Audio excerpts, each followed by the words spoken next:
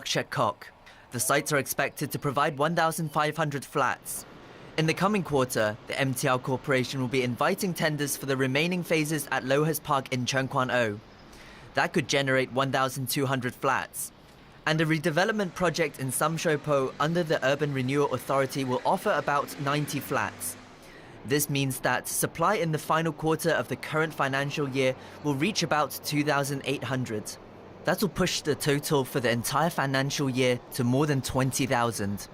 Taking into consideration the supply from government land sale, MTRC projects, urban renewal projects, as well as private redevelopment, the total estimated supply for this financial year is about 20,700, which is about 10% over the average annual target. And because the supply target for this year has been reached, Chan said the government will hold on to a number of sites that have been rezoned. These sites will go on the market from the first quarter of the next financial year.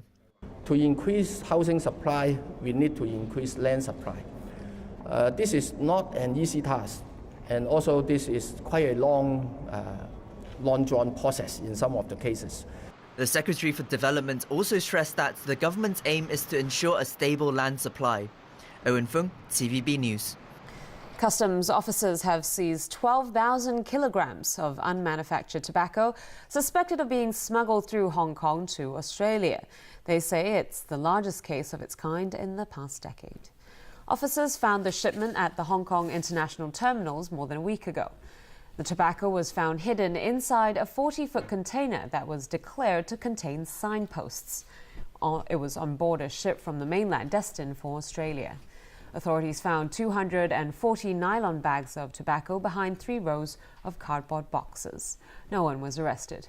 Authorities said the haul could fetch a profit of as much as $38 million if successfully smuggled to Australia, where the tobacco tax rate is high.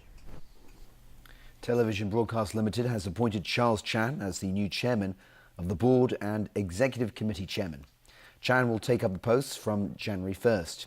He's a shareholder and non-executive director of TVB.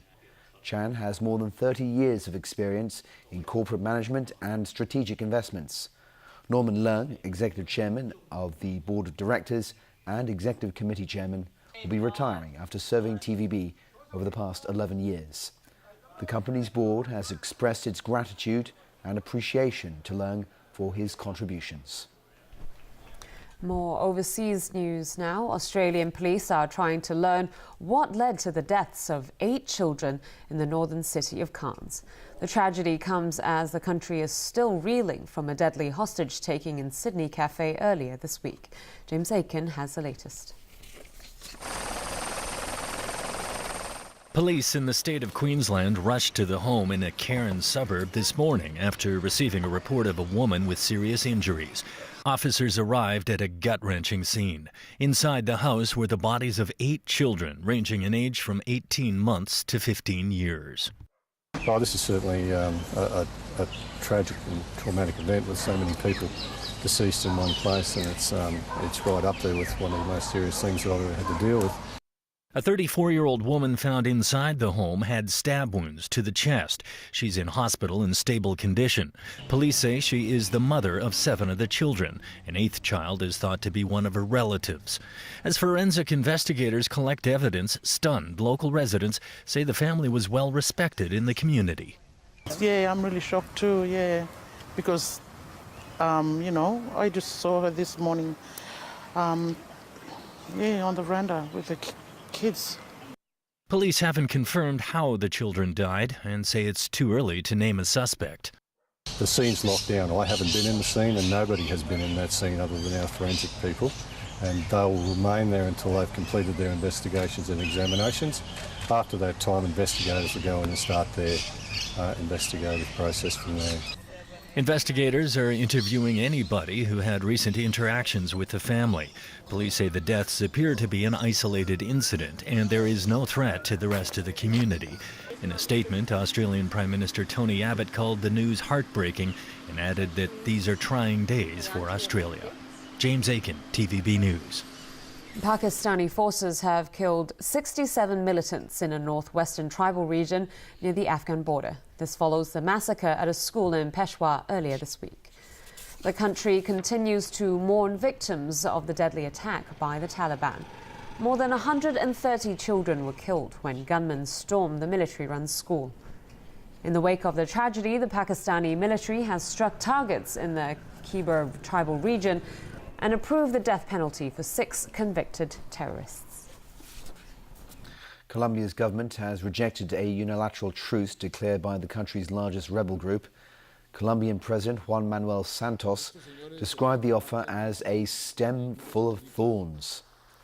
The Revolutionary Armed Forces of Colombia, or FARC, had offered to lay down its weapons for an unlimited period to bolster peace talks that had been held in Cuba over the past 2 years.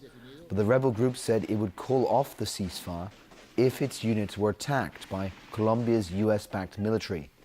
That condition appears to have doomed the gesture because of the government's long-standing refusal to enter a bilateral truce for fear FARC would use the opportunity to rearm.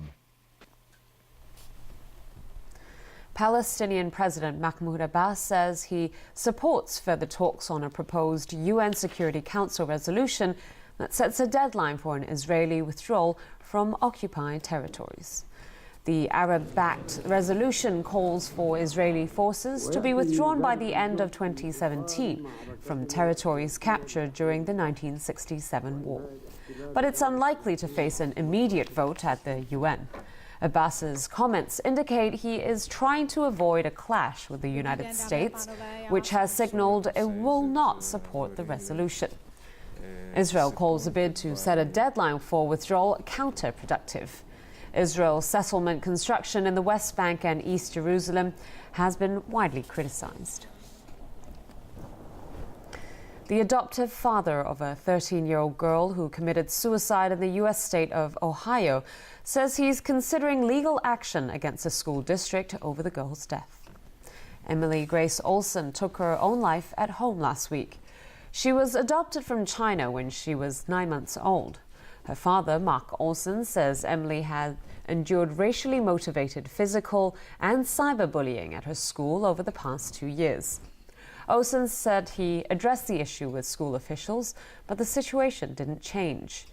Fairfield City Schools issued a statement saying it takes bullying very seriously and that it has policies in place to address it. All right, Tony, over to you for sports. That's right, we've got football to talk about. Juventus maintain their grip at the top of Italy's first division, although Roma can reduce the gap significantly if they win tomorrow. Napoli moved up to third, but could be overtaken by Lazio if they win on the weekend.